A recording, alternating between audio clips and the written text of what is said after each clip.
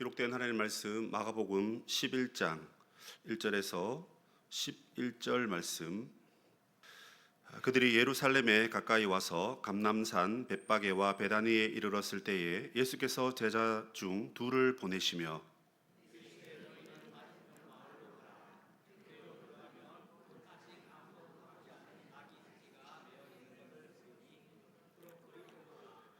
만일 누가 너희에게 왜 이렇게 하느냐 묻거든 주가 쓰시겠다 하라.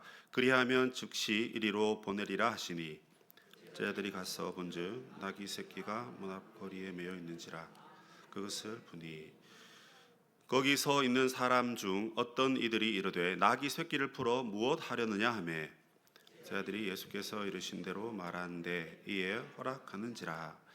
나귀 새끼를 예수께로 끌고 와서 자기들의 겉옷을 그 위에 얹어 놓음에 예수께서 타시니 많은 사람들은 자기들의 겉옷을 또 다른 이들은 들에서 벤 나뭇가지를 길에 펴며 앞으로 가고 뒤에서 따르는 자들이 소리 지르되 호산나 찬송하리로다 주의 이름으로 오시는 이여 찬송하리로다 오는 우리 조상 다윗의 나라여 가장 높은 곳에서 호산나 하더라. 예수께서 예루살렘에 이르러 성전에 들어가사 모든 것을 둘러보시고 때가 이미 저물매 12 제자를 데리시고 베다니에 나가시니라. 아멘. 성도 여러분, 오늘 하루 평안하셨습니까? 네, 먼 길 잘 다녀오셨고요. 네, 비가 많이 왔는데 그래도 우리 마음에 하나님의 은혜가 더 촉촉히 내렸으면 참 좋겠습니다. 여러분, 예수님께서 부활 승천하시고 난 다음에 한 2000년 정도 지났지 않았습니까? 그 뒤로 많은 사람들이 그 예수님의 초상화를 그렸습니다. 그 초상화 중에 가장 비싼 초상화, 여러분 과연 얼마 정도 할까요? 우리 중등부 친구들 한번 맞춰보세요. 이때는 좀 많이 써야 됩니다, 돈을. 졸고 있죠 지금. 네, 얼마일까요? 뭐 몇 억, 몇십억 할 줄 알았는데 우리 잘 아는 그 다빈치, 레오나르도 다빈치라는 그 화가가 그린 그림인데 5천억이랍니다, 여러분. 5천억. 예. 5천억 정도 하니까 와 하시네요, 그죠? 50억 정도 하면 집에 뭐 한 200억 정도 갖고 계시니까 50억은 뭐 그냥 애들 장난감이고 5천억인데 요 에피소드가 좀 재밌더라고요. 그림을 그렸는데 이걸 이제 처음에 이제 감정을 하는데 이게 다빈치의 제자가 그렸다 뭐 이런 소문이 있었나 봐요. 그래서 그 그림을 내다 팔았는데 고작 7만 원에 이제 팔렸는데 이게 진짜 다빈치가 그린 그림이 아닐까 다시 감정을 했는데 제자가 그린 그림이 아니고 진짜 다빈치가 그린 그림이었답니다. 그래서 감정가가 5천억 되는 뉴스에도 그 YTN 뉴스에도 예전에 한번 나왔었습니다. 여러분, 만약 우리가 예수님의 초상화를 그린다면 나는 또는 여러분은 어떤 모습을 떠올리고 또 그 그림을 그리시겠습니까? 예수님께서 자리에 앉아 계시는 모습이라든지 아니면 제자들과 함께 대화하는 장면도 좋고요. 아니면 뭐 마태복음 18장 보면 어린아이가 내게 오는 것을 금하지 말라 해서 아이를 이렇게 안고 있는 거. 우리가 대충 이렇게 보면 어린 양을 안고 있는 그런 예수님의 모습도 눈에 떠오릅니다. 그런데요, 오늘 예수님의 초상화를 이제 그려보라고 했을 때 2000년 전에 오늘 이 마가복음 11장의 한 장면도 그 예수님의 초상화의 한 장면이 될 수 있겠다 이런 생각을 해보았습니다. 오늘 장면 어떤 장면입니까? 예수님께서 예루살렘에 입성하는 장면이에요. 이 말씀은 우리가 너무나 잘 알고 주일학교 때부터도 많이 들었던 장면입니다. 그래서 이 어른이 그죠? 새끼 나귀, 어린 새끼 나귀를 타고 낑낑대는 그 나귀의 모습, 그래서 입성하는 그 모습을 우리가 초상화로 한번 그려볼 수 있겠다 싶습니다. 예수님께서 이렇게 타고 입성하실 때 사람들은 호산나 호산나 이렇게 외치고 환호했습니다. 그러면서 예수님을 이제 환영을 했죠. 환영을 하고 좋아했는데요. 마가복음 15장에 가보면 예수님의 입성을 환호했던 그 사람들이 불과 며칠이 지나서 저 사람을 십자가에 못 박으소서, 저 인간을 십자가에 못 박아라 이런 말을 합니다. 여러분, 다윗의 왕으로 이스라엘의 임금으로 오시는 이여 우리가 당신을 맞이하고 환영합니다 우리 임금님 박수 막 치다가 며칠 후에 못 박아라. 이거 도대체 어떤 일이 있었길래 여러분 이렇게 백성들이 예수님을 저주하고 예수님께 손가락질을 했을까요? 이 문제를 해결하기 위해서 오늘 본문에서 우리는 두 가지 문제를 풀어야 됩니다. 그 첫 번째는 무엇이냐면 예수님께서 예루살렘에 입성하신 이유가 뭐냐는 겁니다. 그 의미가 뭐냐는 거예요. 왜 예수님이 예루살렘에 입성을 하셨냐는 거예요. 그것도 낙이 타고. 그리고 두 번째는 낙이 타고 입성하신 예수님의 모습을 보는 그 청중들, 주로 유대인들입니다. 그 유대인들이 호산나 호산나 했는데 과연 그들이 말했던 그 호산나라는 그 말의 의미를 우리가 다 알고 있죠. 알고 있는데 그들이 그렇게 부르면서 속으로는 어떤 생각을 가졌는지 그걸 알아봐야 됩니다. 이 두 가지를 바늘과 실처럼 딱 꿰었을 때 왜 이들이 예수님을 환호하다가 예수님을 하루아침에 내동댕이 치는 이런 사건이 벌어졌는지 우리가 알 수 있단 말입니다. 이걸 통해서 우리가 예수님을 어떻게 섬겨야 될지, 어떻게 믿어야 될지를 오늘 말씀을 통해서 살펴보려고 합니다. 여러분, 마가복음은 마가가 기록했지만 사실 베드로의 복음이라고도 하죠. 베드로의 수행원이 마가였습니다. 베드로는 가방끈이 짧았다 하지 않습니까? 그래서 말이 짧습니다. 그래서 예수님 족보가 없어요. 왜? 베드로가 암기력이 약해서 성경을 잘 못 외우니까 야 그냥 그 패스해라 해가지고 넘어갔다. 뭐 이런 웃긴 얘기가 있습니다. 그러다 보니까 마가복음은 되게 짧게 기록되어 있고 단순하게 이렇게 되어 있습니다. 하지만 11장부터 16장까지는요 주제가 뭘까요? 우리 중도부 친구들 뭐죠? 이민정 목사님이 잘 가르쳐 주잖아요. 아닙니까? 이 11장부터 16장까지는요 예수님의 공생애의 마지막 일주일의 기록을 기록한 겁니다. 별로 안 놀래네요. 여러분 생각해 보십시오. 16장까지 있는데 11장부터 16장까지 무려 6장을 일주일을 할애해서 기록했단 말입니다. 저는 다큐멘터리 3일 그 프로그램을 참 좋아하는데 무슨 주제인지 간에 그걸 3일 동안 촬영을 꼬박 하는 거예요.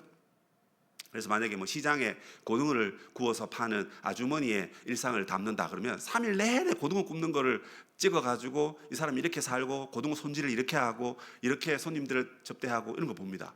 보면 참 자세하게 우리가 몰랐던 것을 알게 되고 보게 되고 자세하게 알게 되죠.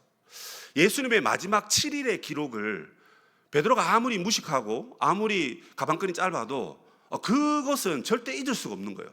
본인이 예수님을 부인하기도 했고 또 그때 무슨 사건이 일어났는지 거기에 있었기 때문에 너무나 정확하게 잘 기록을 하고 있는 것입니다.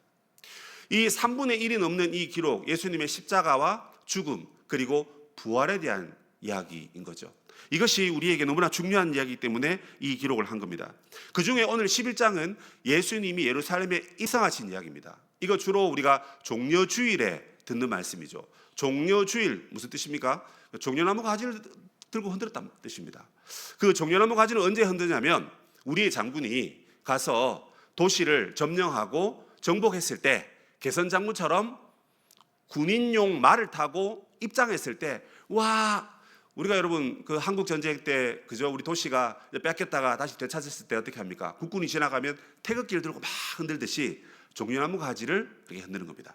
그리고 옷을 펴서 카페트처럼 그러니까 임금이 지나가도록 다 그렇게 하는 겁니다. 그러면서 또 뭐라 그럽니까? 호산나 호산나 이렇게 얘기합니다. 호산나라는 단어는 헬라어예요. 그럼 원래 여러분 히브리어는 호시안나입니다. 호시안나라는 건 뭐냐면 지금 구원하소서. 나라는 것이 지금이거든요. 아니면 제발 구원해 주소서 이런 의미입니다. 근데 신약에서 이거 호산나라고 하면서 구원자가 오셨다 이렇게 말을 바꿔서 호산나라고 했습니다. 사람들이 이렇게 호산나라고 예수님을 찬송하고 예수님을 외쳤을 때 그날은요 단순한 흥분의 시간을 넘어서 이 거리는 열기로 가득 찰 수밖에 없었어요. 왜냐하면 우리가 읽었던 이 본문은 베드로가 짧게 이야기를 끊었기 때문에 이게 스토리를 잘 몰라요. 그러나 요한복음 12장과 그 다음에 뭐 누가복음 9장에 가보면 예수님께서 이때 예루살렘 입성하실 때의 상황을 얘기합니다. 예수님이 입성하시기 바로 전에 무슨 일이 있었냐면 죽은 지 나흘 된 나사로를 살리셨어요. 그러니까 이 소문이 난리가 났습니다. 죽은 지 나흘이 된 나사로가 살았다고? 유대의 그 풍습에 의하면 죽은 지 3일 동안만 시체와 그 영혼이 함께 머물러 있고 나흘이 되면 영혼은 천국으로 하늘로 올라간다 이런 생각을 갖고 있습니다. 그런 사고관을 갖고 있어요. 그런데 죽은 지 나흘이 됐으니까 혼이 어디로 갔습니까? 떠나서 천국에 간 겁니다. 그런데 죽은 지 나흘 된 나사로가 살아났다. 이건 난리가 난 거예요. 여러분 아시는 대로 베다니는 예루살렘과 거리가 3.5km밖에 안 됩니다. 뭐 30km 정도, 아니 30분 정도 가까워요. 그러니까 사람들이 이 살아난 나사로를 보려고 난리고, 그 다음 그 나사로를 살리신 예수님이 과연 누군지 소문은 들었는데 나사렛에서부터 온 그런 가난한 한 목수의 아들이 어떻게 사람을 살리냐 하고 난리가 난 겁니다. 또 이때가 바로 유월절입니다.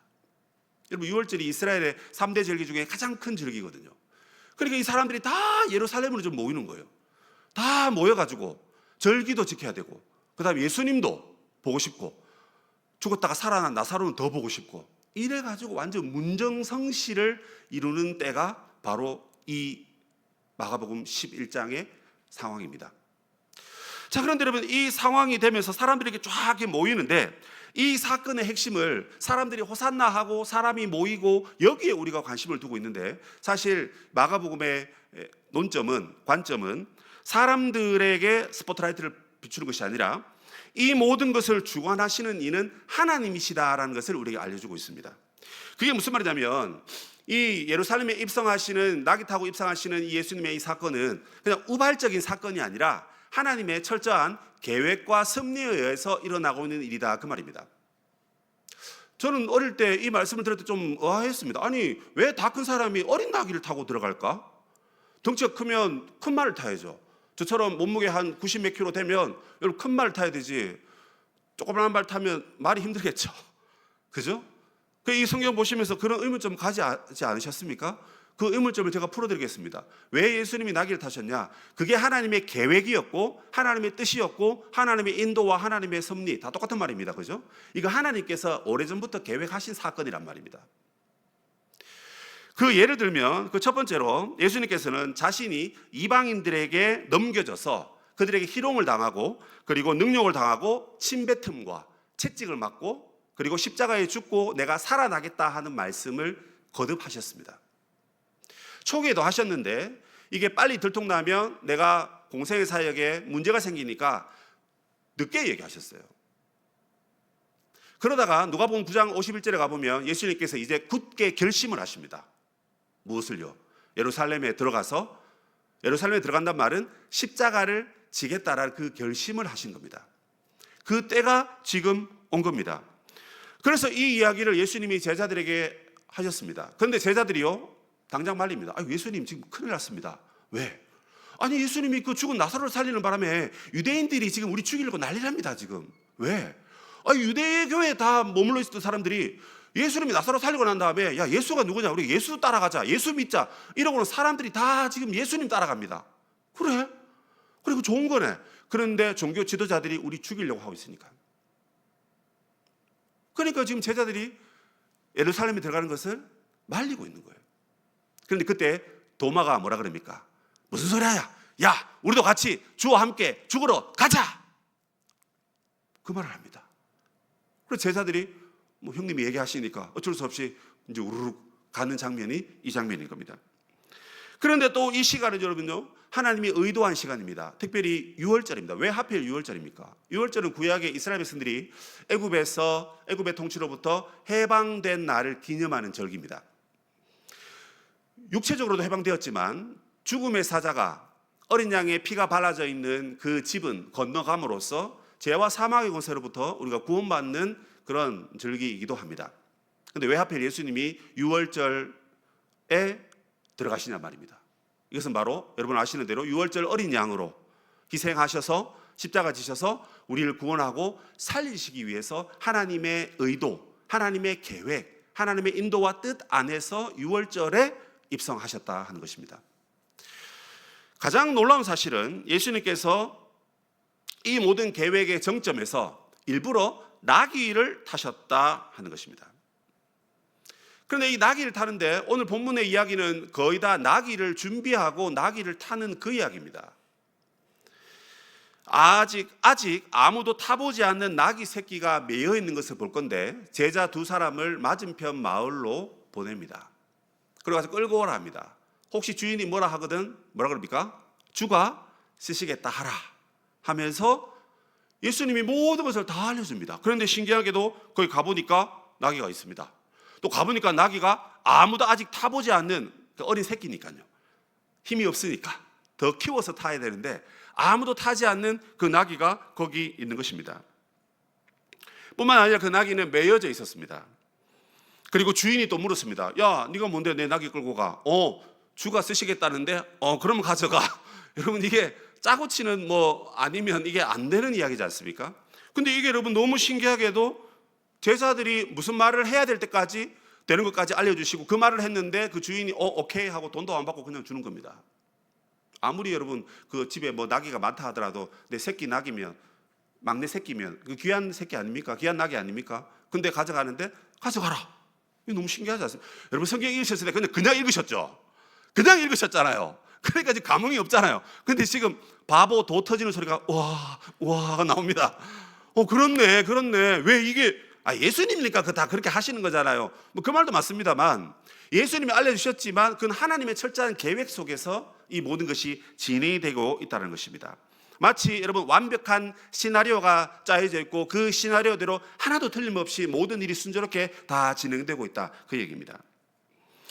이 모습을 통해서 우리는 우리의 삶 가운데 하나님의 보이지 않는 세밀한 손길이 우리를 향하고 있다는 것을 우리는 보게 됩니다. 사람이 마음으로 자기 길을 계획할지라도 걸음을 인도하시는 분은 하나님이시죠. 제비는 사람이 뽑으나 모든 일을 작정하고 이루시는 분은 누구시라고요? 하나님. 자, 이렇게 하나님이라고 말합니다. 그런데 우리는요, 조급합니다. 하나님이 계획하셨을까? 하나님의 뜻이 있을까? 하나님의 인도가 있을까? 여러분 직장을 구하실 때 하나님이 미리 준비하신 자리가 있다고 믿으십니까? 아멘 하면서 안 믿잖아요. 의심하잖아요. 배우자를 만날 때 하나님이 예배하시는 만남이 있습니다. 아멘, 할렐루야 하는데도 그걸 못 기다리고 못 참습니다. 내가 하나님 나라에 위해서 열심히 사역하고 싶다, 봉사하고 싶다 하는데 하나님의 미리 인도하시는 자리, 하나님이 이끄시는 자리, 근데 왜 하필 이런 주방, 주차 봉사, 쓰레기 치우는 거 이런 거 시키나 하면서 그 계획을 믿는다고 하면서도 결과를 보고는 싫어하는 우리의 모습들을 보게 됩니다. 특별히 우리는 경제적 필요를 보면서 하나님이 미리 마련하신 모든 공급의 통로가 있다는 것을 믿습니다 라고 하면서도 하나님의 계획과 섭리를 잘 믿지 못하는 그런 우리의 연약함을 보게 된단 말입니다. 자, 그런데 하나님께서는 예수님을 우리의 구원자로 보내시기 위하여 나귀를 타고 예루살렘에 입성하시는 이 모든 사건을 야야야 큰일 났다, 튼튼한 말을 구해야 되는데 내가 바빠가지고 튼튼한 말을 못 구했다, 그냥 나귀를라도 타고 들어가라, 여러분 이게 아니란 말입니다. 하나님이 일부러 그렇게 하셨고 철저한 계획 속에서 이 모든 것을 다 진행시켜 가고 계신다는 말입니다. 그 하나님께서 저와 여러분의 삶 가운데 필요한 모든 것, 우리 인생에 있어서 해야 될 모든 일들을 하나님이 다 준비하지 않으셨을까요? 은혜로 인도하지 않으셨을까요? 아닙니다. 다 준비하시고 하나님의 뜻과 인도함 아래서 다 하나님께서 이끌어 가시는 것입니다. 그러면 우리는 우리의 모든 부족과 우리의 문제들 앞에서 하나님의 섭리가 우리의 삶 가운데 채워지고 있다는 것을 믿고 하나님을 신뢰하고 믿음으로 우리의 걸음을 걸어가야 할 것입니다. 자, 그렇다면 이 위대한 하나님의 구원 계획 속에서 하나님은 예수님을 어떤 왕으로 세상에 나타내려고 했었을까요? 나귀 타는 왕입니다. 나귀 타는 왕인데 이 나귀 타는 왕, 왜 나귀를 타게 하셨을까? 그것은 두 가지 이유가 있습니다. 그 첫 번째 이유가 뭐냐면 구약 말씀을 보면 나귀를 타는 자가 바로 메시아다라고 예언이 되어 있습니다. 그러니까 여러분 그냥 말 타고 갔으면 그냥 임금인 겁니다. 그냥 지도자입니다. 그런데 나귀를 타고 예루살렘으로 들어간다? 하나님이 보내신 우리의 메시아, 우리의 구원자구나. 이 사인을 하나님 거기에 두셨다는 것입니다. 그 근거 구절이 바로 이 본문을 통해서 스가랴 9장 9절의 말씀의 성취라고 말합니다. 보라, 너에게 왕이 많은데 그는 나귀, 어린 나귀, 나귀의 새끼를 타고 들어가시는데 그는 평화의 왕이고 겸손한 왕이다. 이렇게 예언이 되어 있습니다. 그래서 그렇구나. 스가랴가 예언한 대로 성전으로 예루살렘으로 나귀를 타고 들어가면 저분이 메시아구나. 이거 다 알게 되어 있단 말입니다. 그리고 이제 더 이전으로 가서 창세기에도 가보면 그런 비슷한 예언이 있습니다. 여러분 잘 아시는 그 야곱의 유언, 창세기 49장입니다. 거기 10절에서 12절에 보시면 규가 유다를 떠나지 않는다 이렇게 되어 있습니다. 이 규라는 게 뭐냐면 통치자의 지팡이입니다. 그러니까 우리 여러분 육군 대장들 이렇게 막 차 타고 막 하면 지팡이 들고 막 이렇게 하지 않습니까?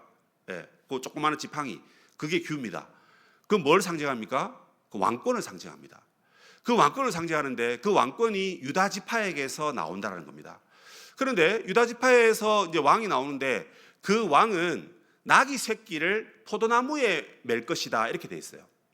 그리고 그가 다스릴 때 많은 사람들이 포도주를 많이 먹어가지고 눈이 벌겋게 될 것이다 그렇게 말하고, 그리고 우유를 많이 마셔가지고 이가 하얗게 될 것이다 이렇게 예언이 되어 있습니다. 지금 한번 찾아보십시오. 틀린 말 아닙니다.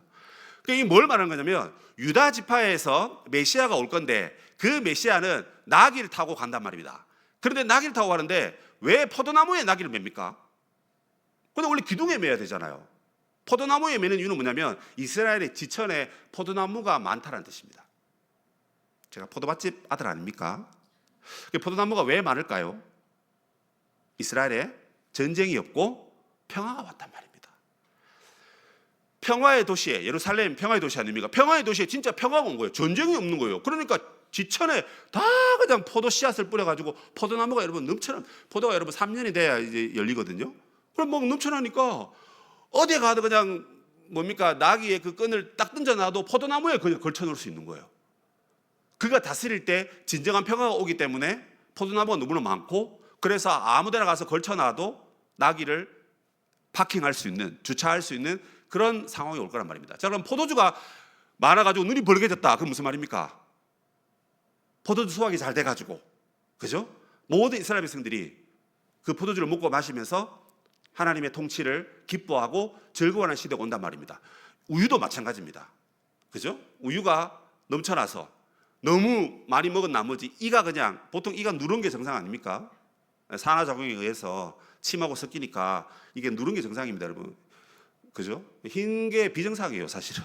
그런데 우유를 너무 많이 먹어가지고 우유에 그냥 이가 젖은 거예요. 그래서 이게 그냥 이가 하얗게 될 정도로 그 메시아가 다스릴 때에는 모든 이스라엘 백성들이 풍족하게 먹고 잘 산다, 이 예언입니다. 이 두 가지 예언을 볼 때 나귀 타신 예수님은 그러면 우리의 구원자로 오시는 것이 맞다라는 사인을 주신 거예요. 그런데 그 두 번째는 뭐냐면 이 예수님께서 나귀를 타셨다 하는 겁니다. 말씀드린 대로 전쟁에 승리하고 군마를 탑니다. 군마. 근데 그 군마는 새로 준비한 말이 아니에요. 그 말을 타고 전쟁에 나가서 싸움에 승리하고 돌아온 말입니다. 그러니까 그 말이 여러분 아무리 샤워를 하고 아무리 닦아도 피 비린내가 날 수가 있어요.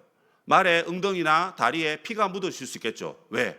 그만큼 처절하게 전쟁에서 이 말과 내가 하나가 되어서 싸움에 승리하고 이 장군들이, 왕이 그 말을 타고 들어오는 겁니다.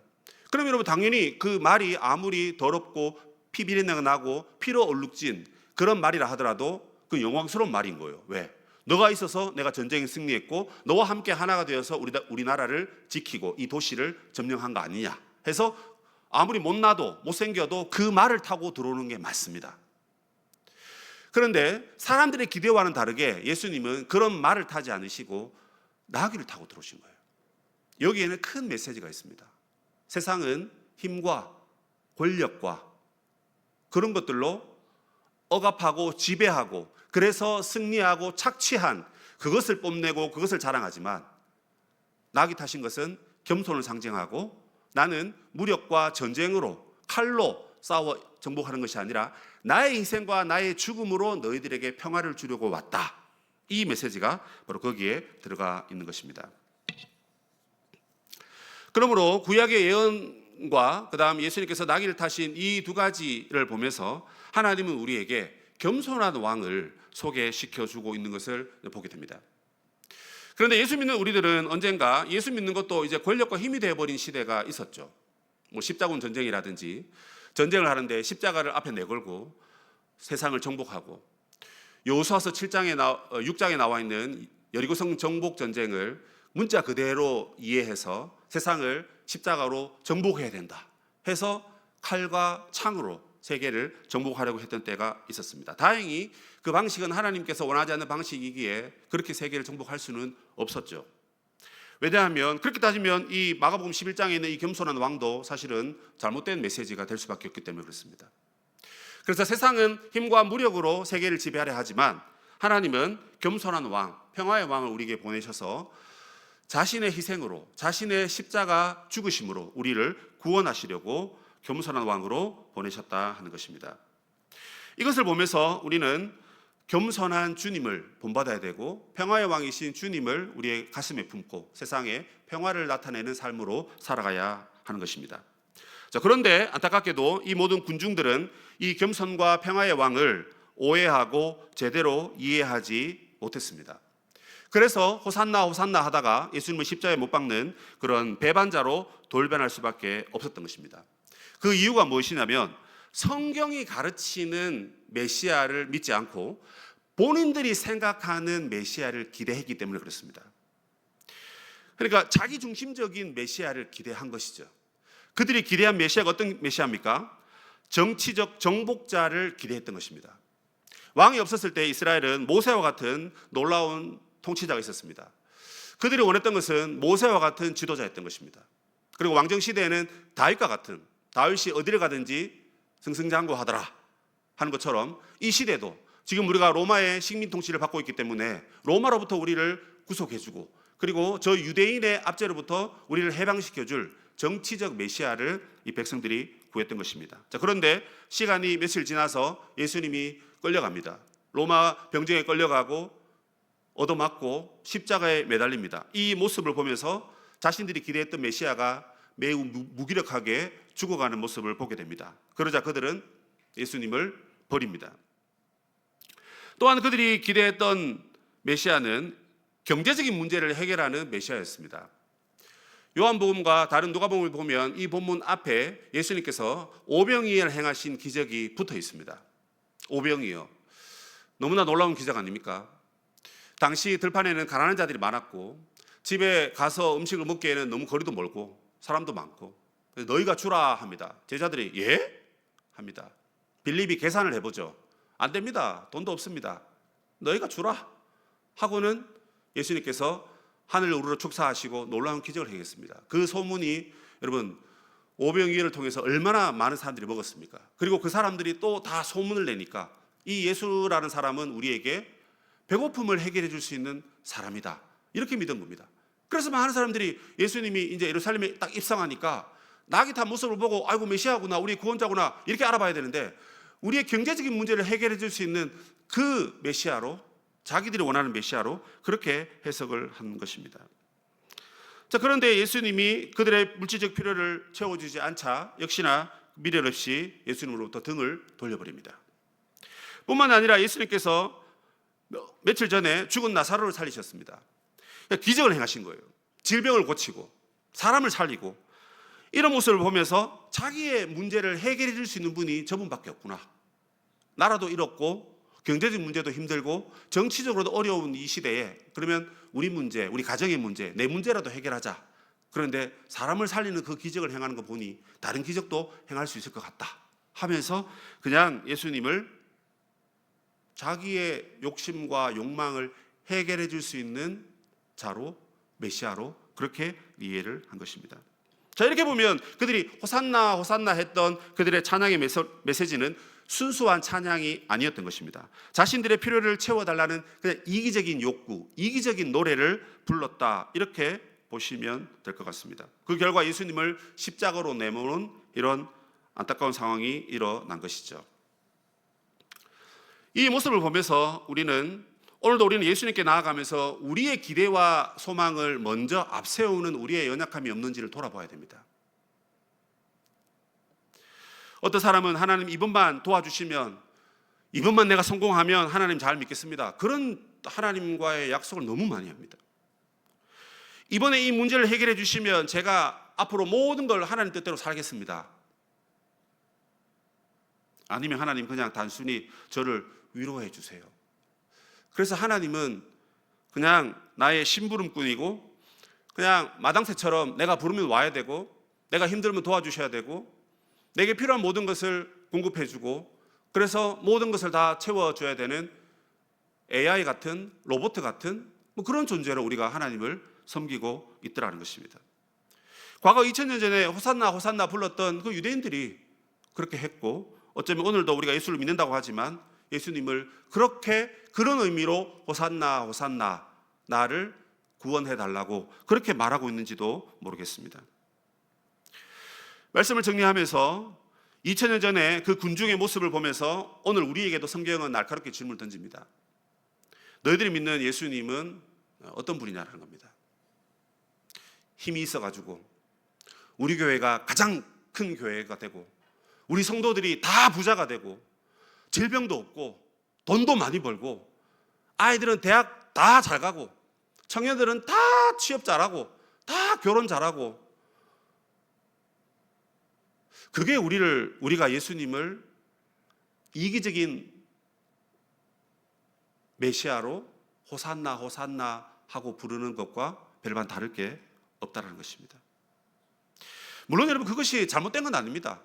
예수님 도와주세요 도와주셔가지고 잘 되면 참 좋죠. 근데 문제는 하나님이 우리에게 메시아를 보내실 때 나귀를 태우시고 보내신 겸손의 왕으로 이해하면서 도와주세요. 이거 해결해 주세요. 병도 좀 고쳐주세요. 이렇게 가야 되는데 하나님이 우리에게 주신 메시지는 전혀 관심이 없고 지금 당장 나밖에 안 보이니까 내 문제밖에 안 보이니까 그냥 호산나 호산나 하고 열광하는 그런 모습이 오늘 이 시대를 살아가는 우리의 모습이 아닌가 이 부분을 우리가 한번 뒤돌아봐야 한다는 것입니다. 그러므로 이 말씀을 통해 우리는 성경이 말하고 있는 겸손한 왕이신 메시아를 바라볼 수 있어야 된다는 것입니다. 그 말은 여러분 우리가 세상에서 특히 직장에서 우리의 힘과 우리의 권력으로 사람들을 이기고 누를 것이 아니라 우리가 겸손한 예수님의 제자라면 그들에게 겸손으로 그들을 섬길 수 있어야 된다는 것입니다.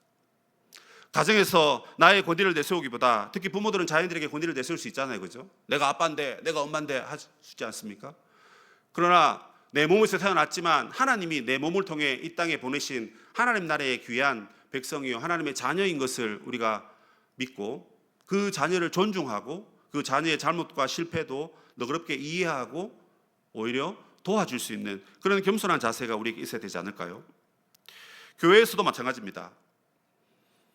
마치 이 사역은 나 아니면 안 되는 것처럼 이 자리를 안 뺏기기 위해서 어떻게 하든지 그냥 끙끙대는 그런 모습이 혹 나에게 있다면 여러분 과감하게 그 자리를 내려놓을 수 있어야 됩니다. 왜요? 나 아니라도 누군가가 그걸 할 수 있기 때문에 그렇습니다.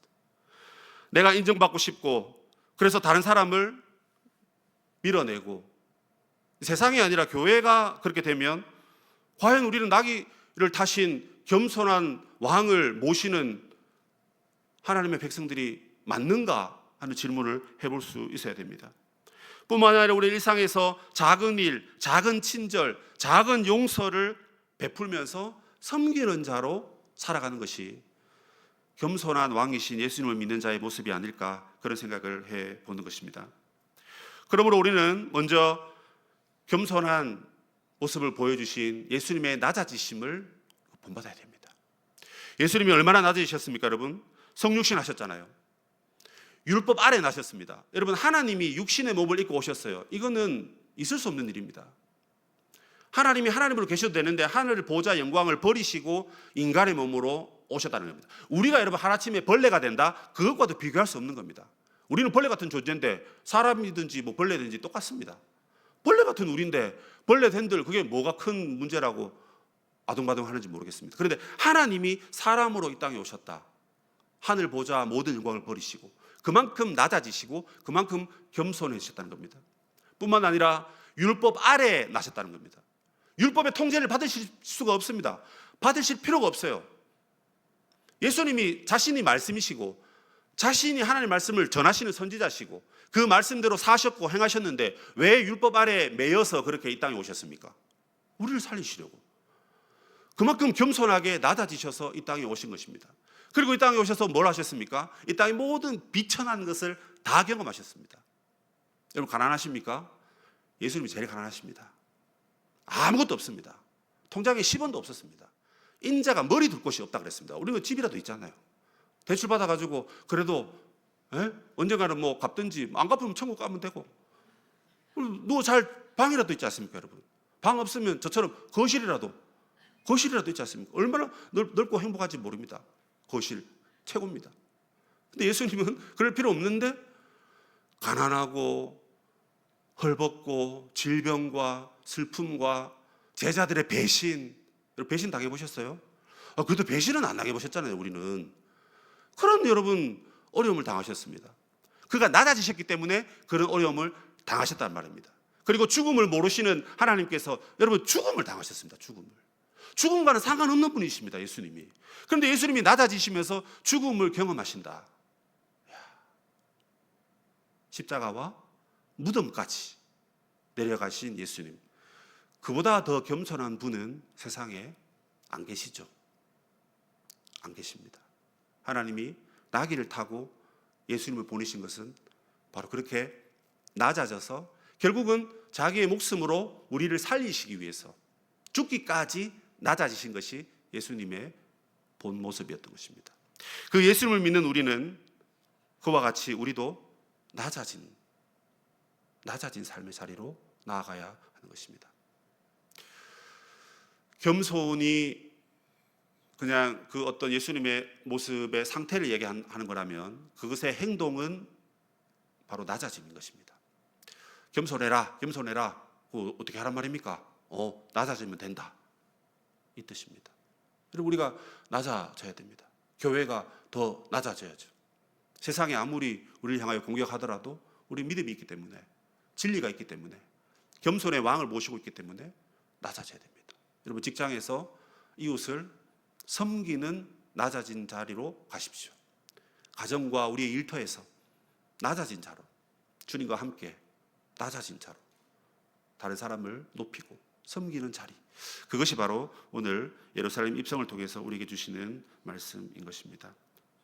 겸손한 왕이신 예수님을 신뢰하고 낮은 자리에서 주와 함께 동행하는 우리 복된 성도님 다 되시기를 주님의 이름으로 축복합니다. 아멘.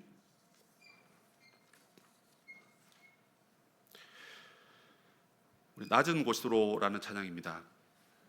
가사가 너무 좋아서 새 노래임에도 불구하고 가져와 봤습니다. 우리의 섬김이 더 낮은 곳으로, 우리의 고백이 더 낮은 곳으로, 쓰러져 있는 그들을 향하여 예수님이 그러셨듯이 우리도 낮은 곳으로 가자라는 뜻입니다. 우리 함께 고백합시다.